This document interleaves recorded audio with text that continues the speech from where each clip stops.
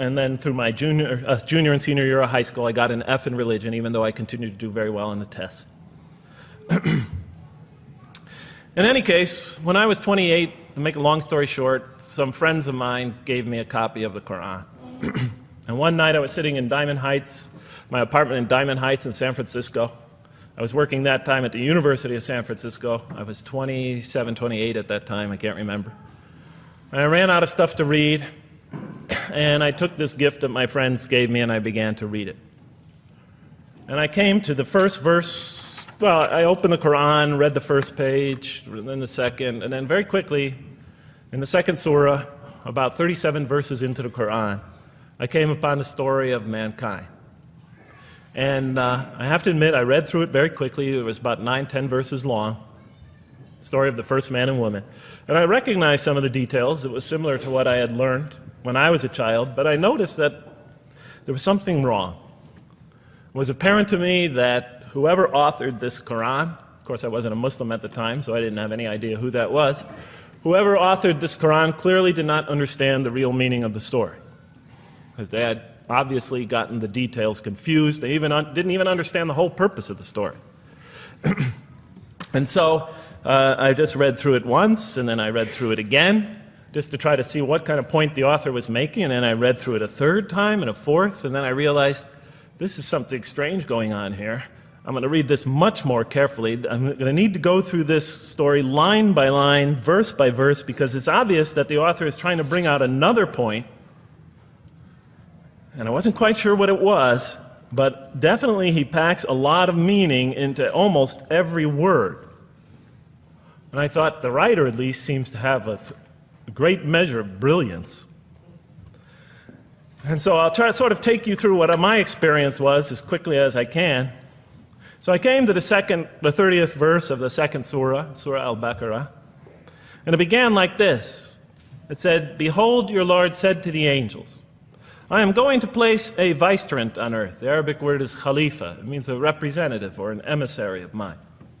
"I am going to place a vicegerent on earth." And they said, the angels said, "Will you place therein one who will spread corruption and shed blood, while we celebrate your praises and glorify your holiness?" And God said, he said, "Truly I know what you do not know." See, that's the verse that hooked me. That's the verse that caught my attention. That's the one that kept on making me read the story again and again and again.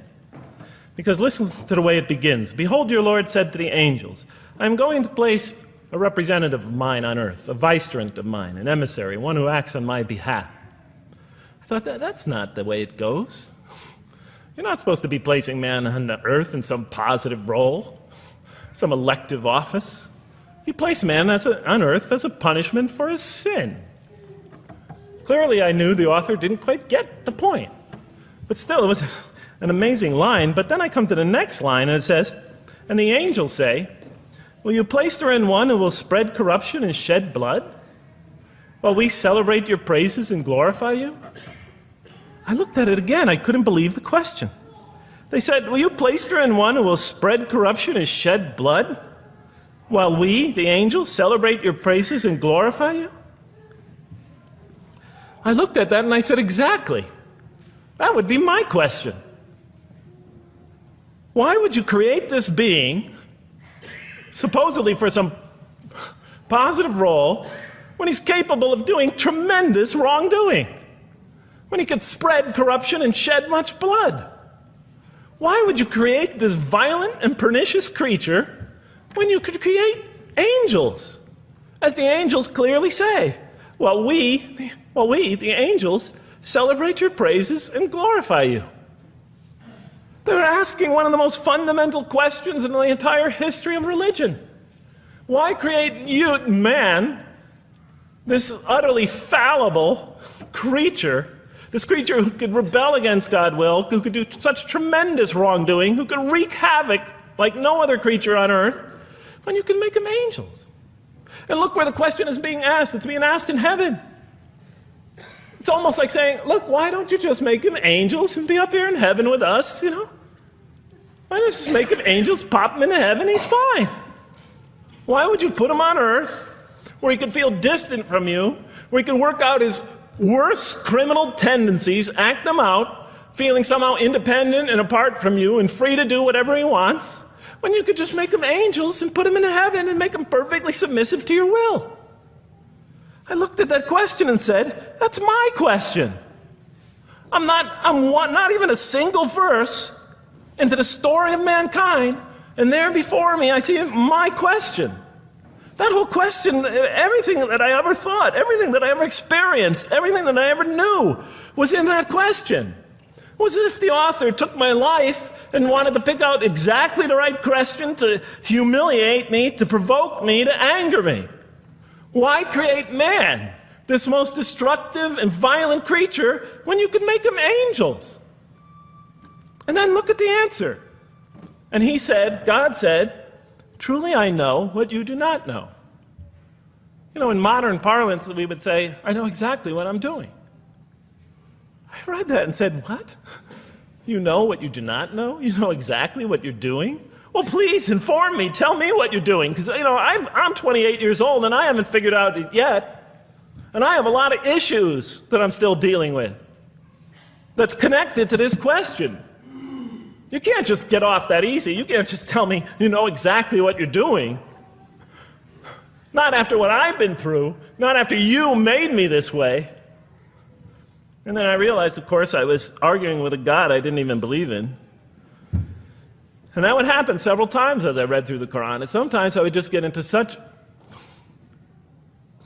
agitated by what I read, I'd start arguing with this voice that I'm reading before me, that's calling to me. So we turn to the next verse. It turns out that the Quran just doesn't dismiss the question. It starts to answer it a little bit. And in the next verse it says, and he taught Adam, God taught Adam, the names of all things. And then he placed them before the angels and said, tell me their names if you are right. So this verse is clearly referring to the previous one. But notice what it says. Now, from my own background, I remember Adam naming things, but it wasn't connected to any answer to any philosophical question. But here, notice what it says. And he taught Adam the names of all things. And I realized already, just from the first verse, you got to read these verses very carefully because it's packed with a lot of symbolism and meaning. And he taught Adam the names of all things. So here we see Adam is not only just a creature who knows how to name things, who's acquiring the gift of language, but he's also a learning creature. God is teaching him. Now right here, right in this verse, and it'll come even clearer in the subsequent verses, that the very first thing that the Quran is going to emphasize here is man's intellect. He is a learning creature. He is taught. And what is he taught? What is one of the great intellectual gifts he's given in response to the angel's question? The gift of language. Because through language, mankind could not only learn, but he could learn things not only through his own experience, but he could learn things that other people have experienced of times and places that are hundreds, thousands of years and miles separated from him. And so that all our knowledge becomes cumulative. Every generation learning from the generation before it. I'm learning today from authors I read from other sides of the world that may have existed 2,000 years ago. And so we all contribute to our collective learning and knowledge. And so I'll see later in the Quran, when the Quran will emphasize this again and again and again. Like in one verse it says, read in the name of your Lord who created. Created a man out of a tiny creature that clings. Read, it commands the reader. For your Lord is most bountiful. Why is he most bountiful? What great gift did he give you? For he taught man the use of the pen. And through it taught him what he otherwise could not know. And time again, the Quran will call upon man to use his intellectual faculties and swear by his intellectual faculties and to use them correctly because they play a fundamental role in guiding him to truth. I never came upon a scripture that puts so much emphasis on the correct use of our intellectual faculties, on the harnessing of reason in helping us attain to faith. And he taught Adam the names of all things. And then he placed them before the angels and said, tell me their names if you are right.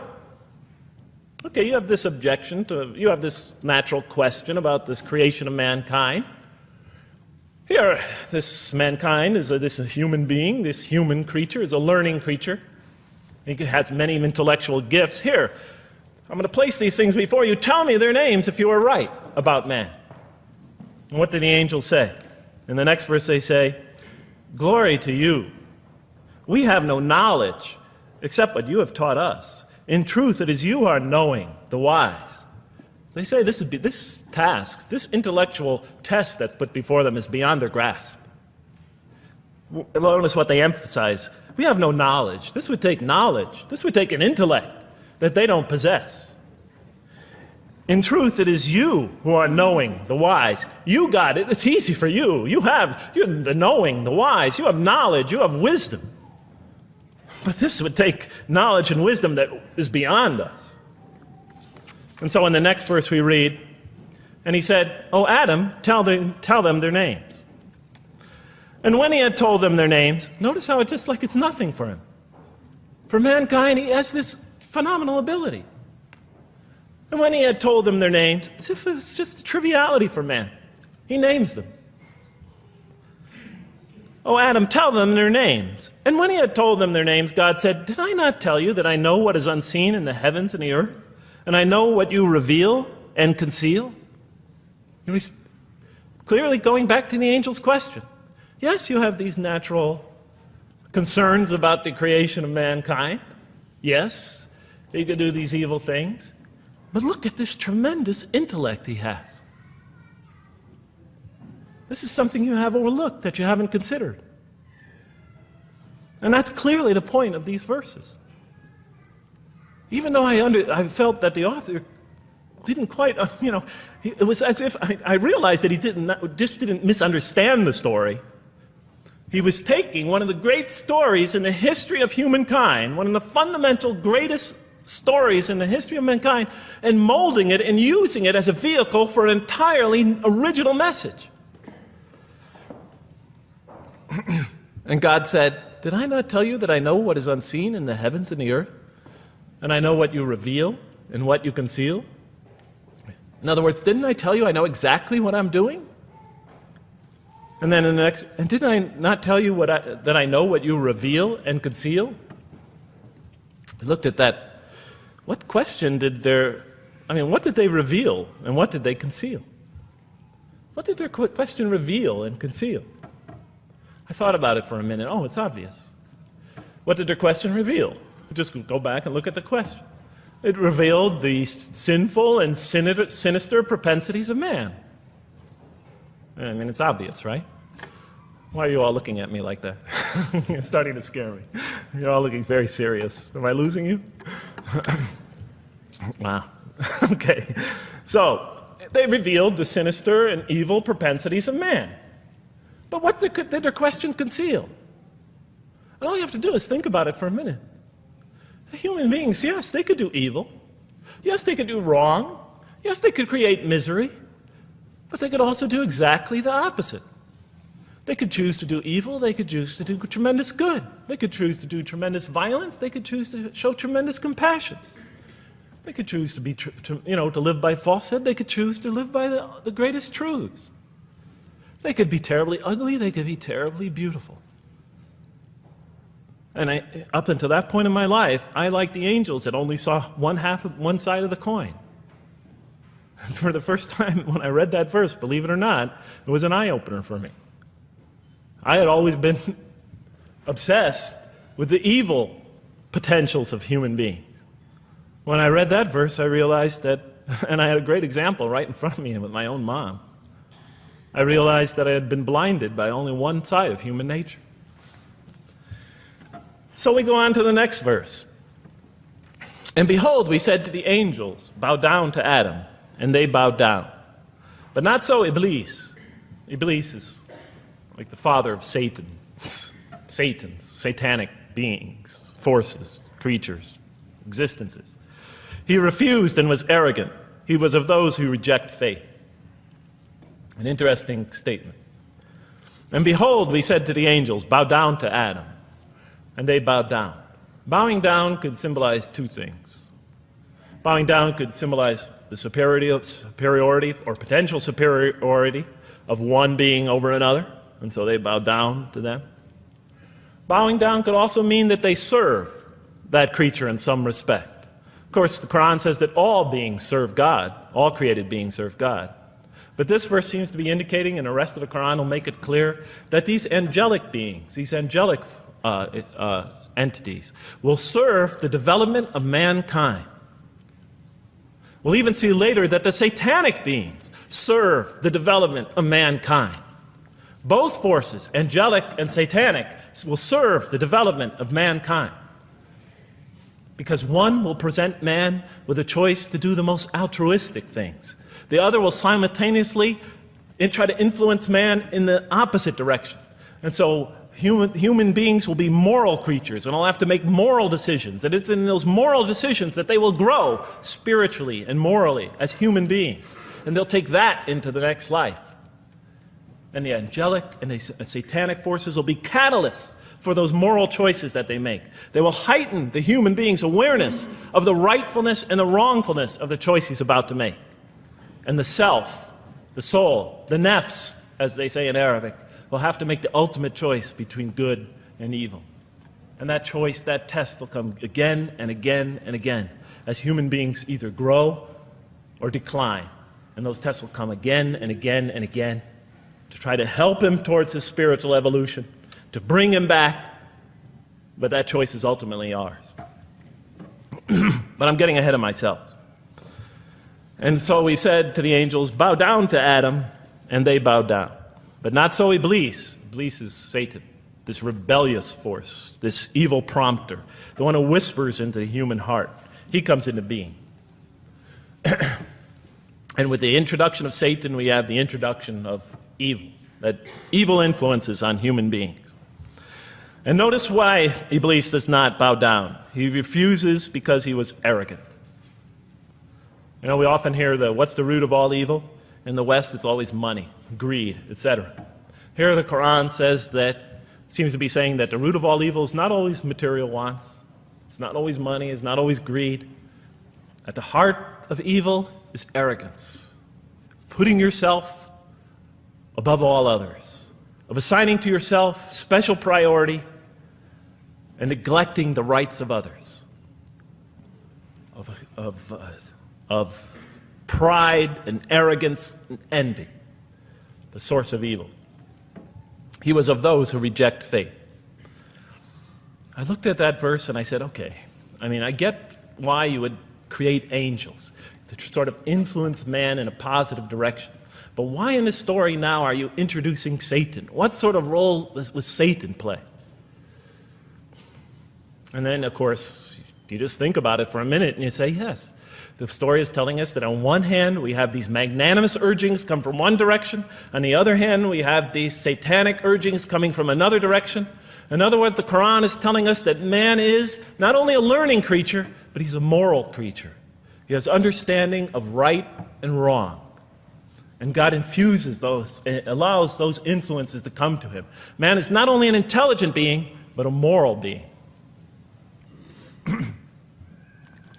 And so, the Quran is not all that difficult to understand. You just sort of read it, I found, and you just sort of follow your nose through it and see what it's saying. I'm sure as most of you in this audience know. Okay, so we see that man is not only a learning creature, but he is a moral being as well. There's another verse in the Quran that says, by the soul and that which whispers into it, or which breathes into it. It's morality, it's immorality, and it's God consciousness.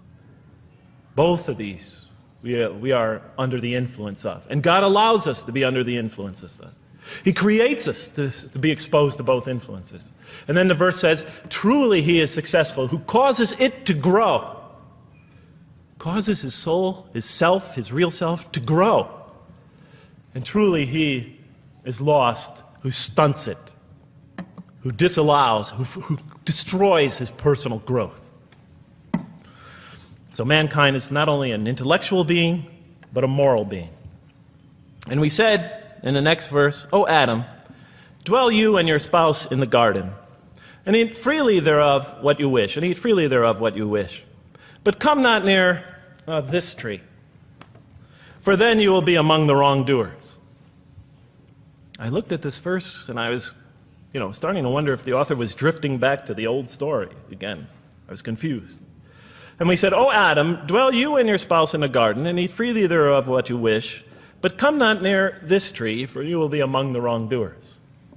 I thought it was drifting back to the old story. Man sins, man's punished for his sins with earthly life. Maybe the author is drifting, he had a good idea, and now he's drifting back to the sort of traditional story. Maybe he couldn't make his mind up what story he wanted.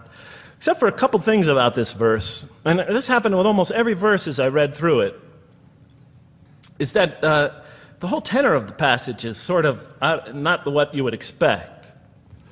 I noticed that the Quran in this story has a tremendous penchant for understating things. Because it says, and said to Adam, "Dwell you and your spouse in the garden, and eat freely thereof what you wish," to Adam and his spouse. "But come not near this tree, for you will be among the wrongdoers." I mean, there's no sense of God being threatened by the possibility of man eating from the tree. In this story, we don't see in this verse, we don't see that God is nervous at the prospect, that he's threatened by the prospect, that he's anxious about it. The tree that he picks, it seems like he's just picking out any tree. Nothing special about the tree. Go not near this tree, for you will be among the wrongdoers. Satan will later come to him and tell him it's the tree of eternal life, of a kingdom that never decays. Turns out to be a complete falsehood in his part. Nothing special about the tree. It's just a tree. God's not nervous at the prospect at all. In the tradition that I came from, God is threatened by the prospect. He has to put an angel with a fiery sword by to protect the tree, so that mankind never goes next to it again. I'm not putting it down, I'm just pointing out the difference of the story. They're both beautifully told. But he has to guard the tree. Why? Because if they eat from it, they'll become gods like us. This man, he already has a rebellious nature. Can you imagine if he eats from this tree? Can't let him get near that tree.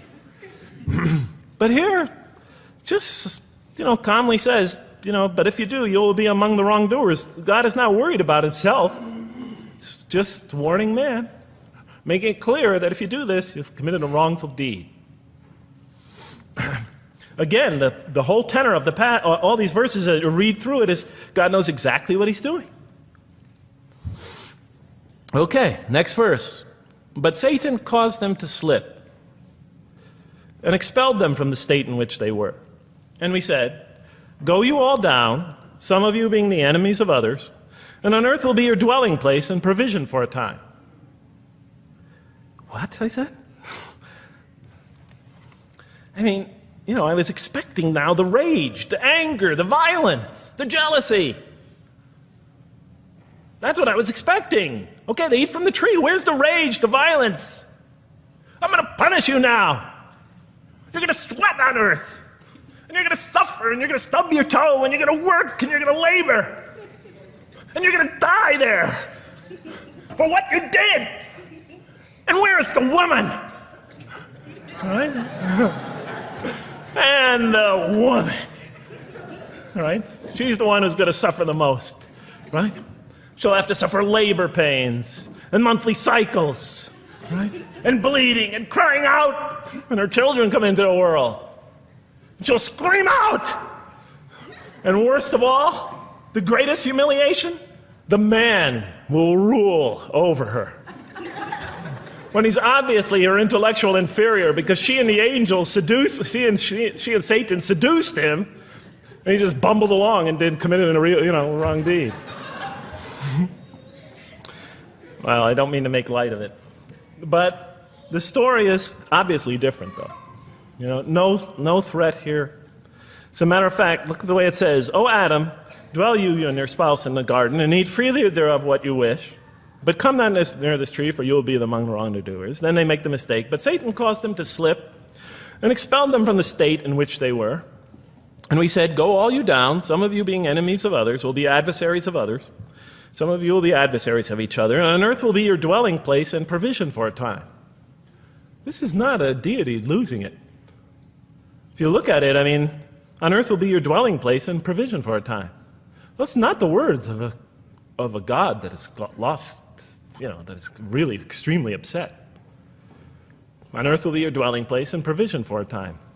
When I walked into the hotel today, and they said, and it's this nice one up here. I don't know the name. I can't remember the name of it, but it has a continental breakfast. And they said, your room will be room 111, and there's a continental breakfast in the morning. I didn't say, I didn't think they were mad at me. Because they said, you're going to sleep here, and this is going to be your provision in the morning. Oh, thank you. But notice something else about this verse. I mean, when you read these verses for the first time, I don't know, maybe I'm nuts. And many people think I am. But when you read these verses for the first time, I mean, this is just so much that catches your attention. But Satan caused them to slip. I remember, I couldn't get that verse out of those words out of my head. Satan caused them to slip. To slip? The greatest sin in the history of the human race, and it's called a slip? In my culture, slip means, you just momentarily, for a fraction of a second, you lose your focus. It's not a big deal. My Uncle Bob used to always say to me, Jeff, I'm sorry I'm 5 minutes late, I slipped up. The understanding is it's no big deal. It's just a slip. That's what we say when we make a minor mistake. I slipped up. Don't worry about it. Never happen again. A slip, I said? Momentary loss of focus?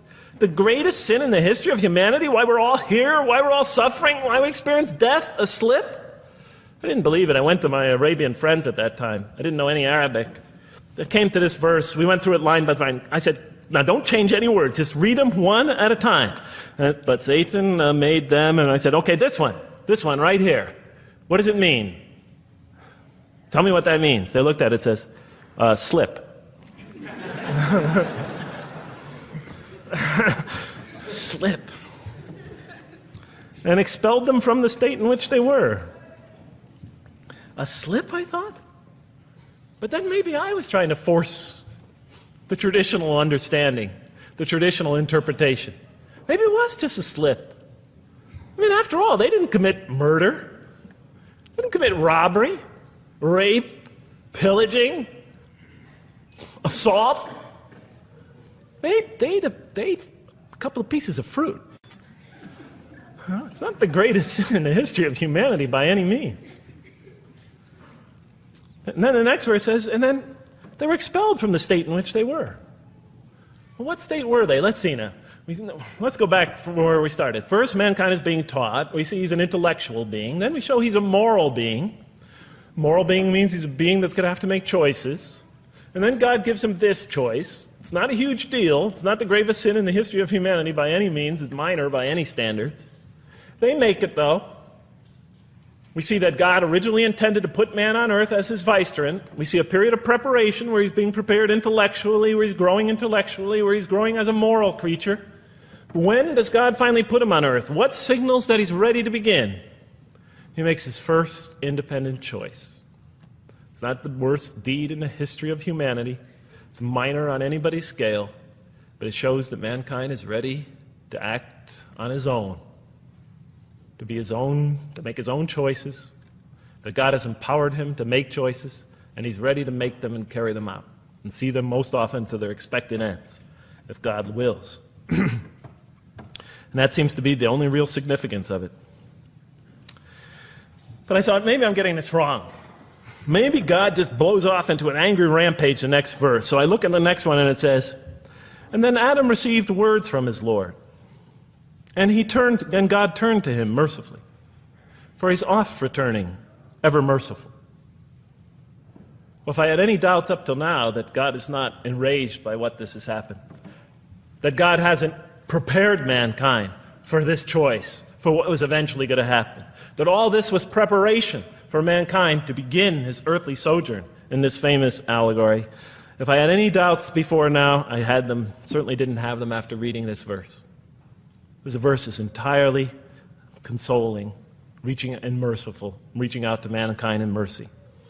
Mankind goes to earth. He's obviously afraid. He obviously feels remorse. He's in an unfamiliar environment. And what does God do? He turns to him.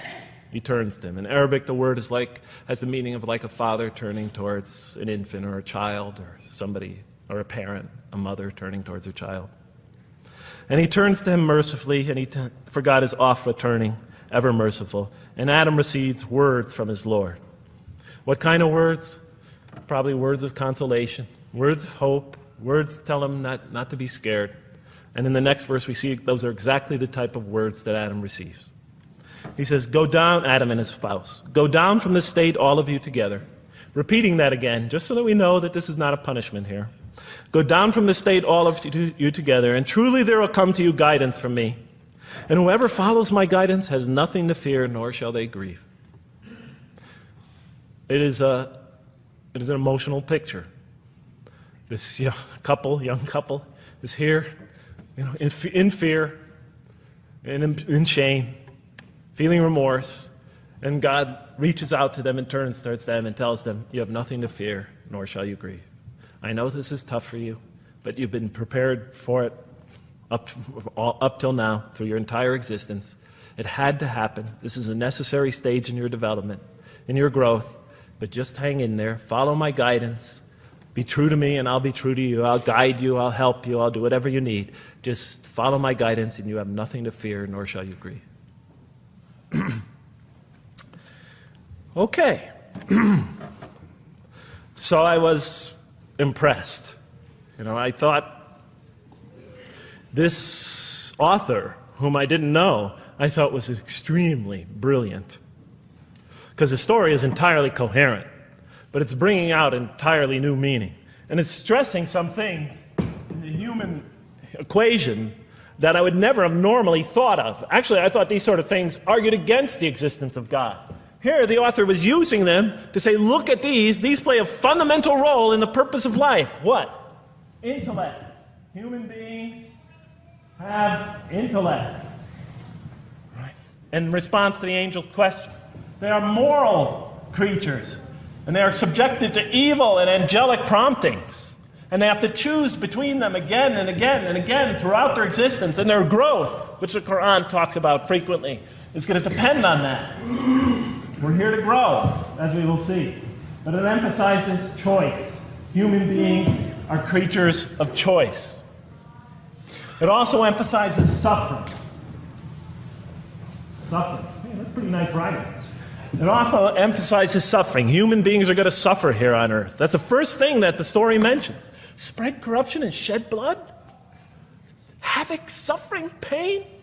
Yes, these three things play essential roles somehow, the story is saying, in our development on earth, in our very purpose of our development. These are the three things we've always had the most trouble grappling with, all theologies have. Why give us intellect? If it leads us often to challenge in our minds the existence of God, if we can't reconcile the existence of God with our minds, with our reason, why give us choice if we could choose to do wrong? Just make us angels. Why let us suffer so on earth? Just pop us into heaven.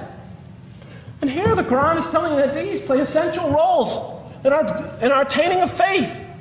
Not only these, of course, it also mentions guidance, God's forgiveness, revelation, etc., angelic forces, satanic temptation. It mentions all these other things as well. But these three essentially really caught my attention. I never expected that these three things would be emphasized. And so as I read through the Quran, I looked, anytime I saw anything that seemed to relate to this, I would write down notes and underline it. And I would walk up and down in San Francisco with my pen as I'm walking, because I like to walk about 7 miles every day, and I'd be underlining. My friends would always say, Jeff, what book are you reading? And I would lie to them. I'd tell them, oh, it's a great novel or something. I didn't want them to know that I was reading the Quran. I think they thought I was going nuts. But in any case, so very quickly, I was wondering, does the Quran really emphasize reason? Does it really emphasize choice? Does it really emphasize suffering? How much more time do I have, Madam Speaker? 35? 25, okay. I'll do the best I can. So let me just try to indicate to you, as I read through the Quran, and I'll try to get through this quickly because you guys look tired. And I know you're interested to find out how that basketball game is turning out. Let's see, does the Quran really emphasize reason as essential to human growth, to this experience we're having on earth, to our very purpose? And the answer is definitely yes. So much so that even Western Orientalists, people who wrote against the Quran, said that this is a major feature of the Quran, a feature that you cannot miss. Henri Lemens, writing in the early part of this century, one of the famous Orientalists, who wrote very much against Muslims, hoping to unseat them from their religious belief. He wrote, "The Quran," and this is his quote, "is not far from considering unbelief as an infirmity of the human mind." Unbelief is, he thought, and he was saying it mockingly, is like, you can't think straight. You're not using your mind right, as my father used to say. Maxime Rodinson wrote at length about the rationalistic approach of the Quran to faith. And this rational tone of the Quran is one of its most salient features, beyond doubt. I'll just give you a few quotations. One of its fundamental themes is that people ignore or reject God's signs and corrupt religion precisely because they do not use their reason. And the Quran will say that again and again and again. The Quran says about the disbelievers, they refuse to reason and are a people who do not reason. I have 7 such quotes in the Quran. The Quran will say, will you not reason? It mentions that 14 times to the reader. God reveals signs and lessons and admonitions so that, and this is a quote from the Quran, perhaps you will finally use your reason. There are 8 such statements in the Quran. From the Quran's viewpoint, reason and faith are allies, just as illogic and false belief are allies. And it clearly sets the conflict along these lines. It says the right way has henceforth become clear from error. Those who benefit most from the Quran are persons of insight. 16 such statements in the Quran. Firmly rooted in knowledge, 8 such statements. Use their reason, 10 such statements. Stand on clear evidence and proof, 7 such statements. Those who oppose this revelation are deluded, 9 such statements. In manifest error, 28 such statements. Ignorant, 15. Foolish, 3. Have no understanding, 9. Only follow surmise and conjecture, 9. And blindly adhere to tradition, multiple times. It states that. In an almost Socratic style, the Quran repeatedly quizzes the reader and calls into question his or her assumptions. Again and again, it asks us, what do you think? 18 such statements. Have you considered this or that? 13. Did you suppose? 7. Sounds like a math teacher.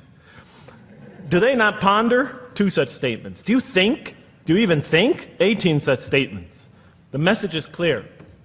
To gain truer faith, we need to free ourselves from inherited notions and examine our beliefs rationally. Learning plays a key role in human development. Read the Quran, exhorts the reader. For God taught us the use of the pen and taught humankind what it otherwise could not know. In life, nature, and history, in the Quran, there are signs and lessons for those who are wise. There are 21 such statements. The Quran states over 100 times that it has been revealed to make things clear. I thought the author of this Quran must have had a strong mathematical insight, a natural mathematician. All throughout, when I was reading, I was trying to imagine what he must have been like. God teaches humanity both directly and indirectly, and sometimes so subtly that we are unaware of his instruction. Thus, he tests us in multifarious ways. Of course, I just want to make it clear, Muslims believe God himself is the author of the Quran. Sometimes I give this speech and people come away and ask me, Jeff, who is the author of the Quran anyway? But I didn't know. So I was just trying to figure it out. Repetition is indicative of the importance given to certain ideas. It should be observed that the Arabic word for knowledge in the Quran, ilm, appears 854 times in the text in its various forms. It's one of the most frequently occurring words. So the Quran really does put great emphasis on reason in our spiritual quest. Does it put great emphasis on choice? Well, here's what it has to say. Let there be no compulsion in religion. The right way is henceforth clear from error. It's a choice, and it must be freely made. And it's a choice between correctness and error, between right and error, between reason and falsity. Had God willed, he could have indeed guided you all, it says in the Quran. I went, why not? I thought. Why not just guide us all? Why let some of us choose to go this way and that way? The Quran was constantly provoking me as I read it. Do not the unbelievers know that had God willed, he could have guided all mankind? Oh, do not the believers know that had God willed, he could have guided all mankind? Okay, I'm an unbeliever, I thought. Tell me, why didn't you guide all mankind? If you want us to be in conformity of your will, just make us that way. And if we had so willed, we could have given every soul its guidance. Why did you let us be creatures of choice? Just program us to do the right thing. Never make a wrong choice. Had God willed, he could have made us all one community. He could have made us clones of one another. But he didn't. It wasn't part of his plan. Enlightenment has come from your Lord. He who sees does so to his own good. He who is blind is so to his own hurt. It's your choice. It says it again and again in the Quran. Remember when I was reading this, I was a disbeliever. And this scripture is constantly reminding me, it's your choice, Jeff. It's no compulsion in this. It's your choice. It's up to you. You're probably not reasoning correctly here. Think a little harder. Come on, try. It's just a few more steps. And whoever is guided is only to his own gain, and whoever is stray, I am only a warner. It's your choice. We have revealed to you the book with the truth for mankind. He who lets himself be guided does so for his own good. He who goes astray, it's to his own hurt. It's his choice. There are many, many such references. I'll stop there. But you get the point. The Quran clearly emphasizes that choice plays a key role in our development. But what about suffering?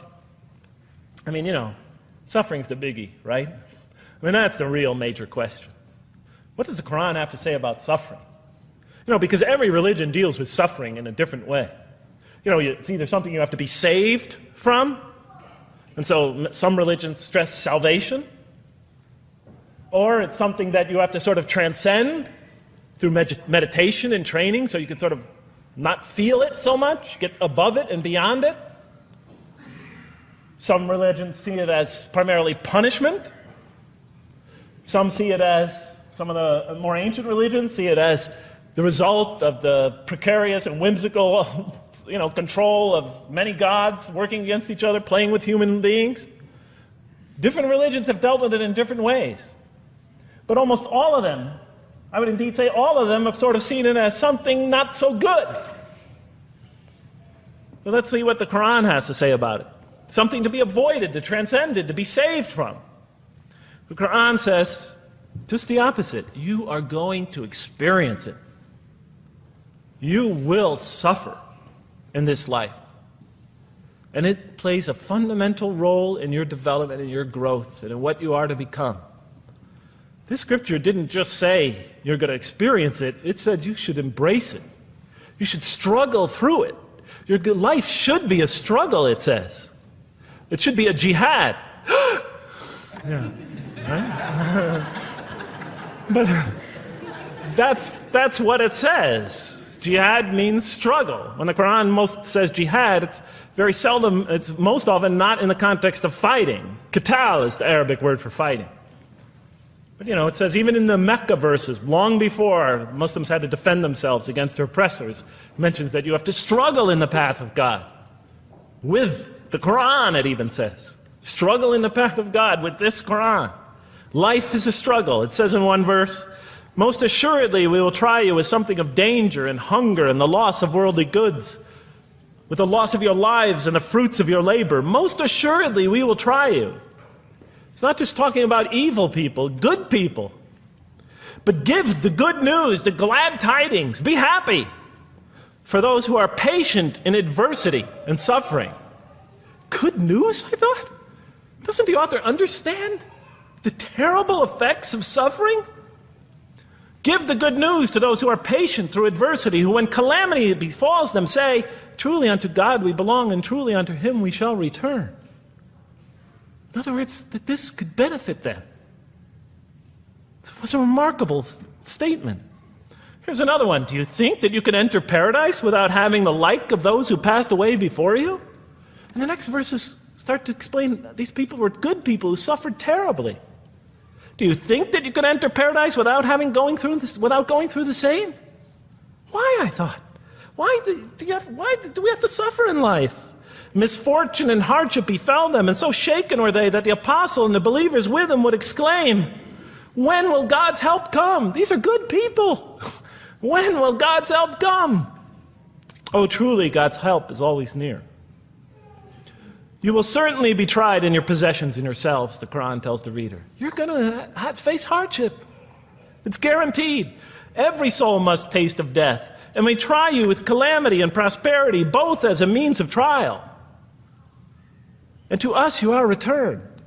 You are going to have hardship here. There is going to be no heaven on earth. This environment is made to be an environment of adversity. It is made to be an environment where you have to work, where you have to struggle, where you have to strive. And it plays a key role. Oh man, truly you've been toiling to your Lord in painful toil, but you shall meet him. You're toiling, yes, but you shall meet him. We certainly created man to face distress. What, I thought? We certainly have created man to face distress. You made us to face distress? Does he think that no one has power over him? Sometimes people get, so down, they just think, this can't be a God. Look how I'm suffering. He will say, I have wasted much wealth. Some people just become totally devoted to worldly aims. Does he think that no one sees him? Have we not given him 2 eyes to see with, a tongue, and 2 lips to communicate with, to learn from by communicating? Can't he see around him? Can't he tell from communication with other people? Haven't we pointed out to him the 2 conspicuous ways? What are the 2 conspicuous ways?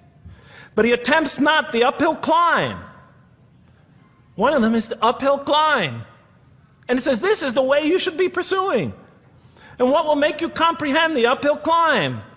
It is to free a slave, or to feed in a day of hunger, an orphan nearly related, or the poor one lying in the dust. Then he or she is of those who believe, and exhorts one another to patience, and exhorts one another to mercy. You have not attained to faith until you struggle the uphill climb. It's telling us. You should pursue the uphill climb. What is the uphill climb?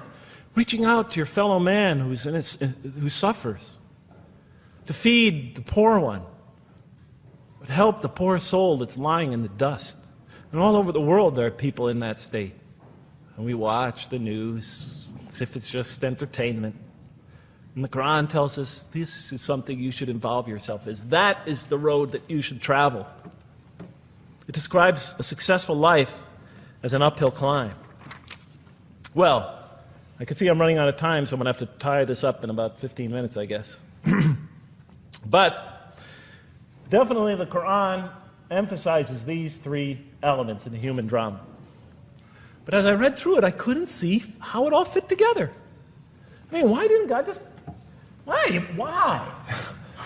Why do we have to experience these? What purpose do they play? Just pop us in the head and beam us up, I thought. Well, one thing, like I mentioned before, the Quran will repeatedly emphasize that we're here to grow and to learn. And I'll give you 4 or 5 quick verses because I know you're tired.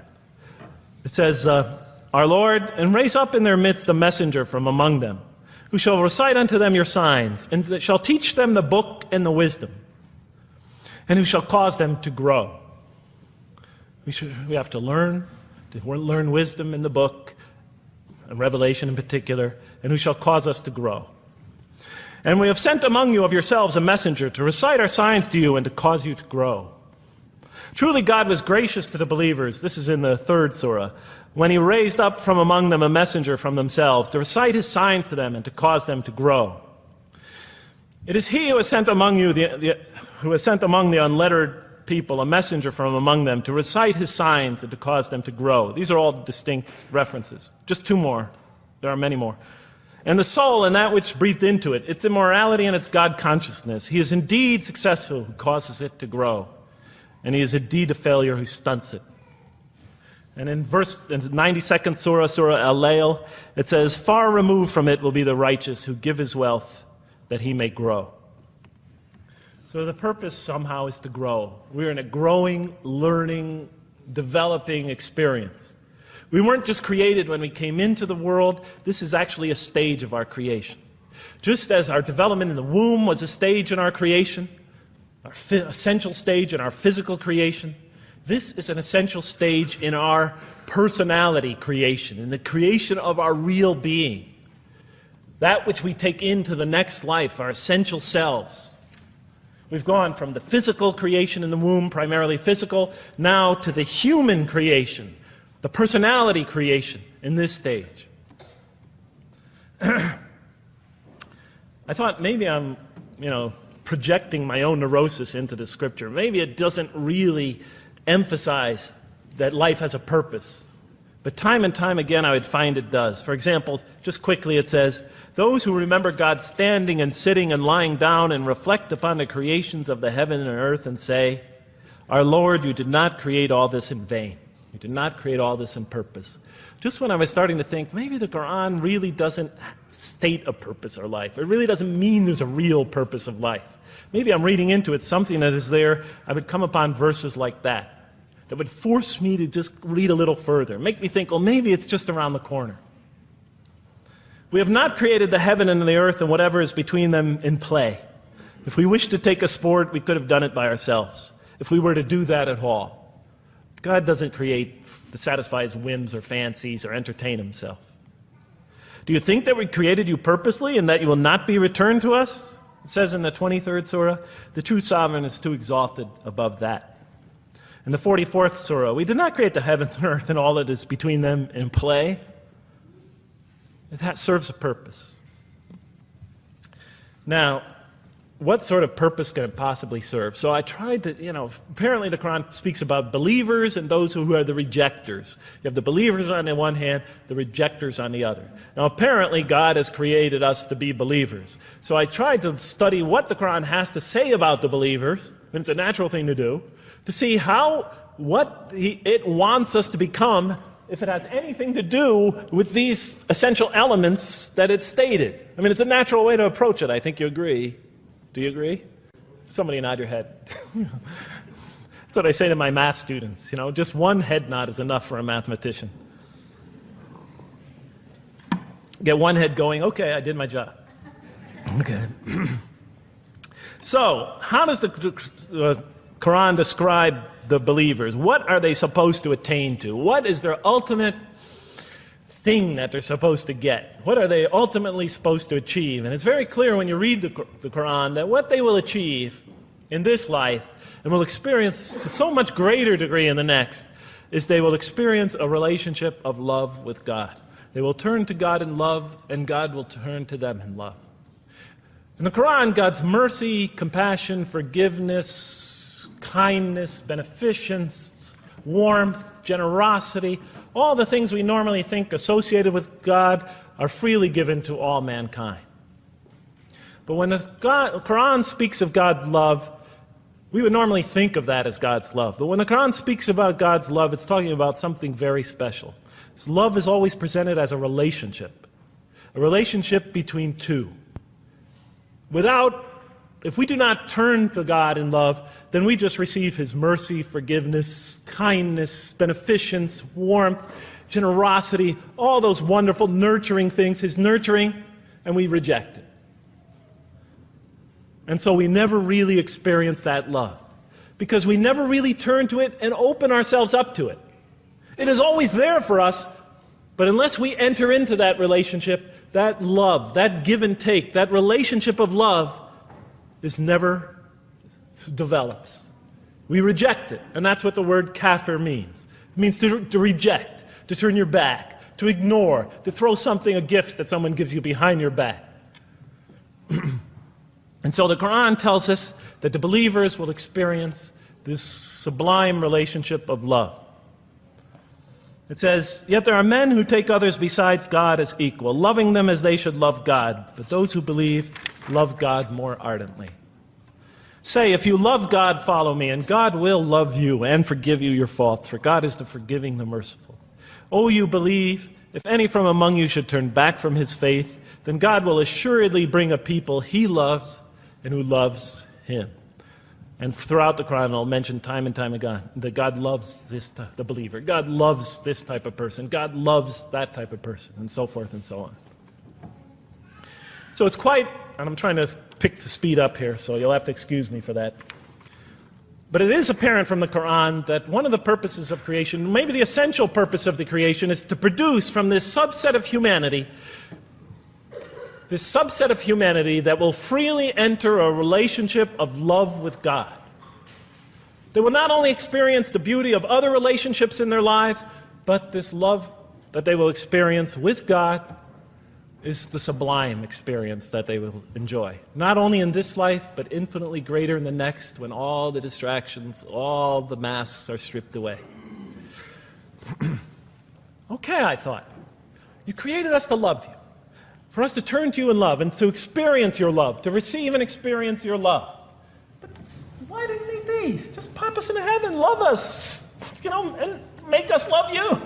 Program us to love you. You'll make my dog love me. Do the same sort of thing. I kept on coming back to the same issue. Just do it. Okay. Still couldn't see it, and I was almost through the Quran, and I thought either I'm dumb or this scripture just never really got to it. Okay, so I didn't give up. I thought, okay, what's the next natural thing to do? Okay, so we're here to develop this relationship of love with God. The Quran tells us that, if we are believers and we do good, we'll experience great joy and peace in this life, not only through our relationship with God, but through complementary relationships with all the people around us in this world will be a one for us of peace and serenity, even though we have to struggle and survive and suffer. But I couldn't see, how this all tied in with this suffering business and why He couldn't just put us into heaven. So what's the next natural thing to say? Okay, so we're created to have this relationship of love with God, to enter this relationship, to experience and receive all that He has to offer us. So the natural thing to do is to study the two partners in that relationship. What does the Quran have to say about us, the believer? What does it ask of him and her? What does it require of them? And then what does the Quran tell us about God? And then is there some essential nexus, some essential connection between them, and does it have anything to do with these? Because if the Quran doesn't show that, then the essential link that links all this together, that pieces it all together, is missing. And as I thought to myself, whoever this author is, and by now I knew he had fantastic genius, even though he came from the primitive confines of the most backward, most uncivilized sector of humanity, of people that had no literary history, really, to speak of, no great works of literature, no scriptures that preceded him, even though he came from the desert of culture, even though this came out of that environment, and the mind behind it had to be tremendously and phenomenally genius to come out of that surrounding and produce something like this. If that essential link was missing, I knew that, he was great, but, and extremely great. But, what do you expect? How could anybody answer those questions? Nobody in the history of humanity has been able to answer them. Okay, so I thought, first I'll see what the Quran has to say about the believers. What does it require of them? Then what it has to say about God, and see if there's some essential link. Are you following me? You're giving me the note. Get off the stage. Okay, I'll do my best. It's a deep subject. We're almost done. Bear with me a few more minutes. I'm sorry, really. I know Siraj Wahaj, when he gives these sort of speeches, he always says, okay, I'm finishing up now, and then 10 minutes later he says, you thought I was telling you to... I won't say that, but just give me a few more minutes. Bear with me. Okay, quickly. What does the Quran ask of the believers? From the Quran's many exhortations and its descriptions of acts and types of individuals loved by God, it's not difficult to compose a partial list of things that the Quran wants us to do, which it calls good deeds, time and time again. To believe in God, to have faith in God, to have a relationship with God, and to do good. So what does it describe as these good deeds? Well, as I read through the Quran, it says that, can I take this away? Remember, intellect, choice, suffering. It says we should show compassion. Show compassion. We should be merciful. I have the references here, but just excuse me, I'm not going to list them all, we're running out of time. We should be forgiving, forgive others. We should be just. We should protect the weak and defend the oppressed. Defend the oppressed. We should seek knowledge and wisdom. Knowledge, wisdom. Bear with me, ladies and gentlemen. We should be generous, truthful, and we should be peaceful. And we should love our fellow man. Love others. I'll just give you one verse because I know we're running out of time, Madam Speaker. Truly those who believe and do good will the most merciful endow with love. And to this end we have made this scripture easy to understand in your own tongue, so that you might convey a glad tiding to the God-conscious and warn those given to contention. So, to this end we have made this easy to understand, so that we'll learn to love others. Okay, that's all I'll say about that. I would like to say a lot more, but I don't have time. Now, what does the Quran tell us about God? You have to realize I'm just about through with the Quran here, my first time reading it. And now I was really caught. I searched my head. What does the Quran tell us about God? It tells us nothing could be compared to him. That he's outside anything that we may compare to. That our definitions do not encompass him. That our reason cannot comprehend him. That he is transcendent and we are finite. That he is immortal, he transcends time and space and we are bound by it.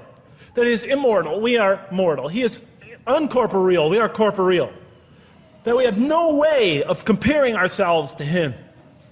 Nothing could be compared to him. I thought, oh my God, I'm so close and yet so far. Because I'll never understand the essential link between us and God and why these three things fit into place. Because the Quran tells us that we could never really quite understand God. Or at least that's the way I thought. And so I put down the Quran when I had finished it. And much to my dismay, I was honestly disappointed because I thought the author made a brilliant try. But he never quite made it. And so I was sitting in front of, about 3-4 weeks later, I was sitting in Diamond Heights in my apartment watching a football game, I think it was. And you know, sometimes things just slip into your minds when you least expect them, and I'm sitting there watching it, and all of a sudden into my mind came a thought. And I said, wait a minute. The Quran does tell us so much about God. It tells us again and again and again, but somehow I just missed it. Just skimmed over it every single time. Because if you turn to almost any page, if you turn to the beginning of any surah, you could see time and time again essential information about God that I just thought was sort of a literary device, something to make it just sound more beautiful. Because if you turn to the beginning of any surah, you'll see the words Bismillahir Rahmanir Rahim, in the name of God, the most merciful, the most compassionate. If you read almost any passage, long passage, when you come to the end of it, it's punctuated by dual attributive statements like God is the merciful, the compassionate, God is the forgiving, the gentle, God is the kind, the protector, God is the generous, the truthful, God is, and so forth and so on. There are tens of thousands of such references in the statements in the Quran. What the Quran defines as God's most beautiful names, his attributes of perfection, repeated again and again and again on almost every page. And as I sat there, sitting by the television, I started to jot them down in my, on my little piece of notebook there. Same notebook I used to jot these down before. And I began to list from my own mind the attributes of perfection as I remembered them. And they were, God is the compassionate. God is the merciful. God is the forgiving. God is the just, the protector, the defender of the oppressed and the weak, the knowing, the wise, the generous, the kind, the truthful, the loving, the peaceful, the source of all peace, the truth, and so forth and so on. Every item I had listed in my list for the qualities that we human beings are supposed to develop, the Quran was telling me had its infinite source and perfection in Allah, in God. And then all of a sudden, all the pieces fell together. Then I suddenly saw it, as I see most of you probably see as well. That now, suddenly it all began to make sense to me. In what way do I say that? Well, it was now obvious why we had to develop these qualities. It was now obvious how these things on the floor here fell into place. And I'll just say it clearly. We're here to develop a relationship with God, to become closer to God. But how can you become closer to God when He's transcendent and you're finite, when He's immortal and you're immortal, vice versa? When He's immortal and you're mortal, when He's unbound, fettered by time and space, and you are, and so forth and so on. How can you become close to that one? If I want to become close to you, I need to have something to share with you, something that we have in common. So for example, if I want to come close to this young man here physically, I'll approach him, because we both have bodies, and I can position my body closer to him. Physical presence, bodily presence, is something we both share. If I want to become closer to that gentleman back there, if I want to become closer to him intellectually, I'll reason with him so we will have a convergence of minds, because we both possess reason. If I want to become closer to one of my sisters on this side emotionally, I'll try to appeal to their sentiments, because we both share feelings and similar types of experiences that generate those feelings. But how does one become closer to God? What do we share with Him? We share with Him exactly what He gave us. Because the Quran tells us that when we came into this life, He breathes into our spirit something of His Spirit. And that we come into this world with the seed of these very qualities within us. And we could either kill them, stunt them, as the Quran says, or cause them to grow. And when we grow in these, we grow in our ability not just to experience tremendous beauty in life through all this, but we grow in our ability to receive and experience the infinite beauty, the infinite peace, the infinite truth, the infinite compassion, the infinite mercy, the infinite, etc., all the way down the list, that only comes from the infinite perfect source of all these. The more we grow in mercy, the more we grow in our ability to receive and experience in this life and in the next, to an infinitely greater degree, the mercy of God. The more we grow in compassion, the more we grow in our ability to receive and experience God's compassion in this life, through prayer and through ritual and through contemplation and through other experience of others. And of course, infinitely more in the next life, the compassion of God. The more we grow in our truthfulness, the more we grow in our ability to experience God, the truth, because all truth comes from God. The more we grow in these things, the more we grow in our ability to receive and experience God's attributes of perfection. The more we grow in our ability to receive and experience His being. And that sort of nearness we are growing to Him is tied to our essential nature and to His. It's more than just physical nearness. It's more than just a convergence of ideas. It's more than just a convergence of feelings. It's a convergence of essential beings. It's the closest type of nearness two can feel, two can experience. I'll just give you a quick analogy, because this helped my children. Let's pretend I have a goldfish, a dog, and 3 children. 3 daughters, let's say. And I do have 3 daughters. No matter how much of my love, compassion, forgiveness, caring I pour upon that goldfish, it could only experience it to a tiny degree. It might not even really be aware of it, because it's a very primitive creature. But my dog, on the other hand, when I show it all my kindness, all my love, all my compassion, all of what is essentially me, it can experience it to a much higher degree than my goldfish. And through its interaction with me, through its own trying to give its own self to me, we could experience a quite wonderful relationship. But my children, especially as they grow older and go through their own experience and their own development, could receive and experience all the love and the compassion and the forgiveness and the caring and the generosity and the protection, everything I have to offer. They could experience my being to a much higher degree than my dog ever can. And we could have a relationship of beauty that I could never have with my dog. As much as I love animals, having had 3 daughters, I know that the relationship that you have with 3 beautiful daughters could never even come close. No other relationship could approximate that. Of course, my relationship with my wife is also extremely beautiful, and she might hear this. And she's a wonderful woman, really. I mean, she's the source of so much beauty. But, okay, Madam Chairman, I am ready. So that seems to bring it all together. So now, I thought, wait a minute. That doesn't explain this. Why the intellect? Why the choice? Why the suffering? I thought, you almost had me, this Quran. You almost duped me. You almost tricked me, seduced me into accepting this philosophy. But wait a minute. What about intellect, choice, suffering? Why do we have to experience these? Why couldn't you just programmed us to be merciful, compassionate, forgiving, etc.? Why do we have to go through all this?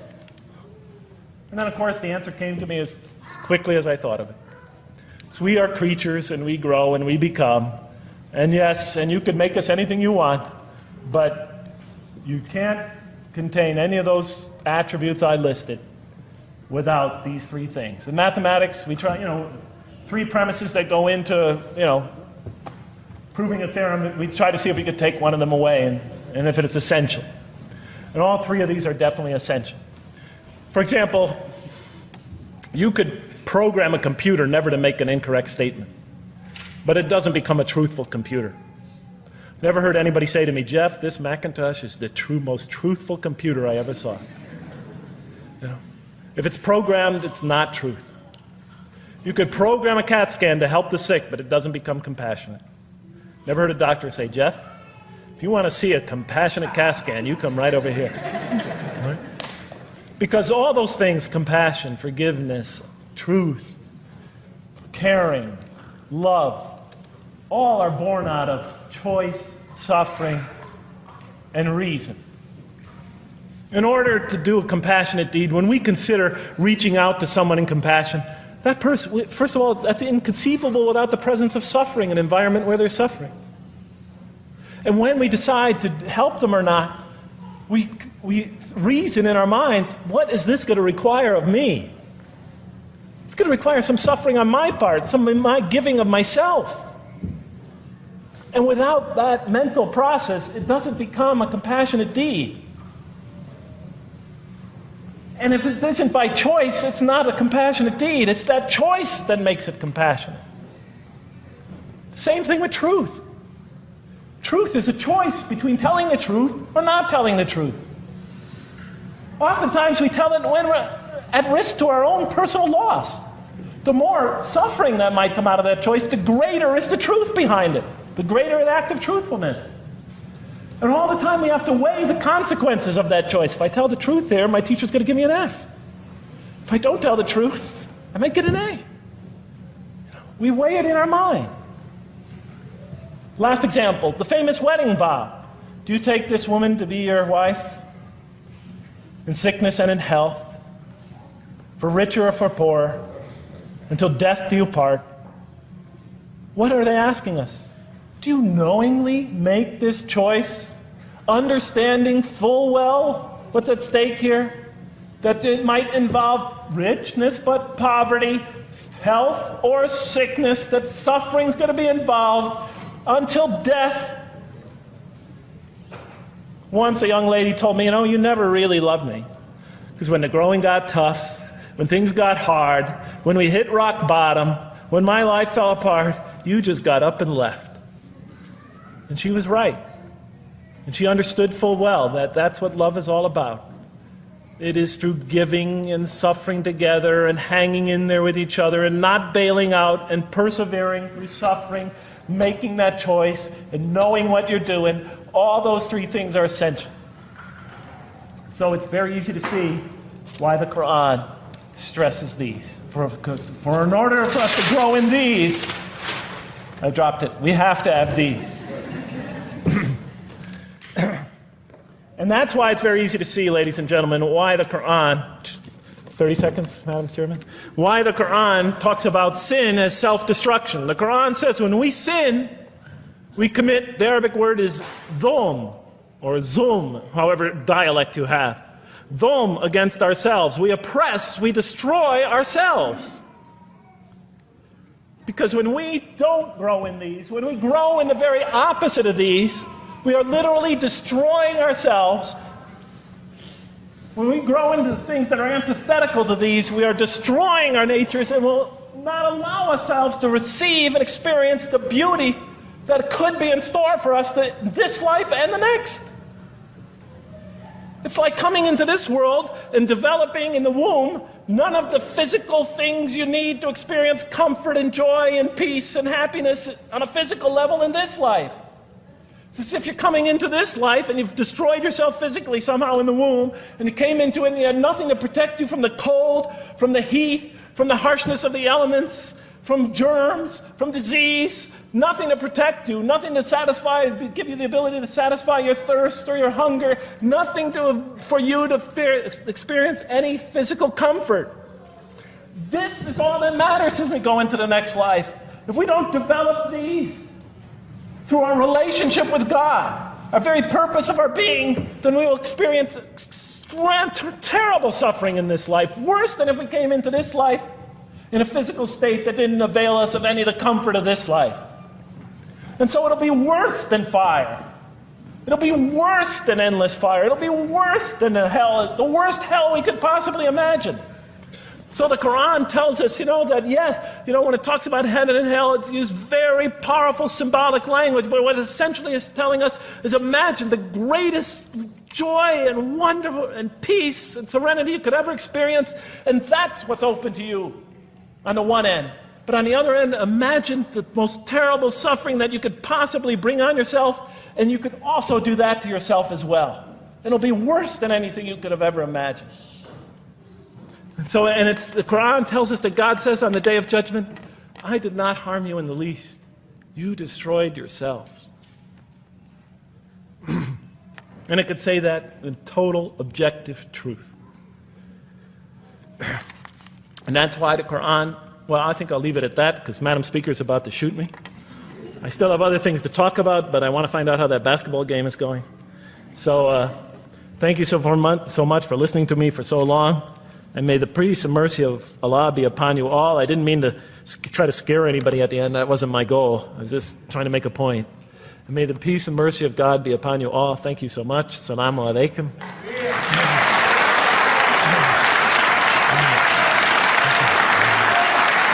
Thank you.